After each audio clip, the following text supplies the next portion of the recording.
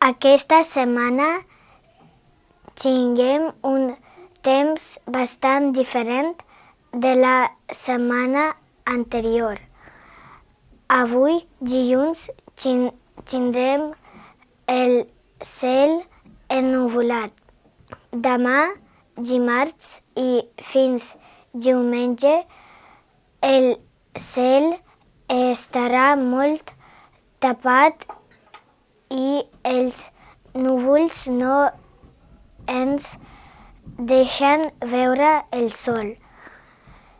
És possible que plogui entre dimecres i dijous. La temperatura mínima serà de 8 graus i la temperatura màxima de 23 graus. I que tingueu una bona setmana.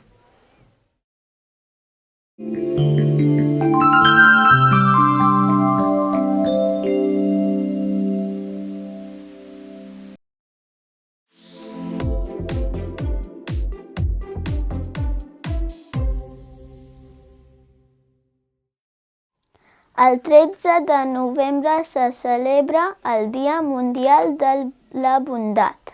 La bondat és la tendència natural de les persones a fer el bé, sempre disposats a ajudar a qui ho necessita de forma amable i generosa. Se celebra aquest dia per fomentar les bones accions de les persones, ja que uneix les divisions de raça, religió, política i gènere. Aquests són alguns exemples de personatges històrics que cal recordar. Mare Teresa de Calcuta, Premi Nobel del Pau. Papa Joan Pau II. Mahatma Gandhi, activista indi conegut per la no violència.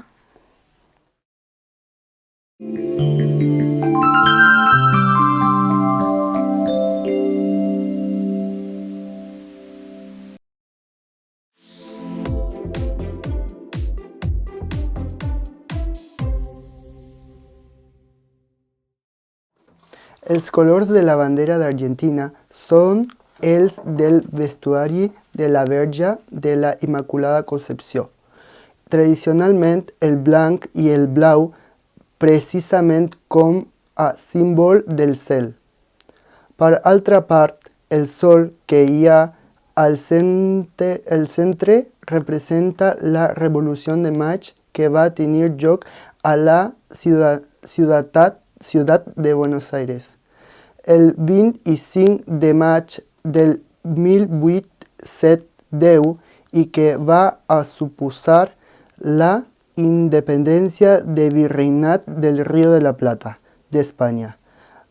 Així mateix també representa a Inti, déu inca del sol, d'aquí que sigui un sol amb cara humana i expressió serena.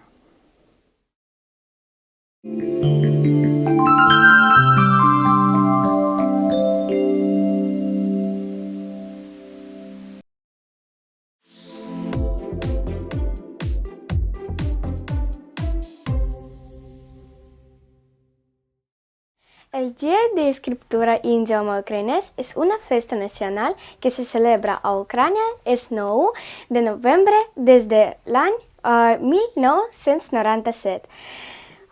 Seguint amb el calendari ortodox, aquest és el dia en què s'honora la memòria del reverend Néstor, el cronista Néstor Letopisец, a qui els investigador considerant el primer exponent de la llengua ucraïnesa escrita del segle XI amb les seves cròniques eslaves.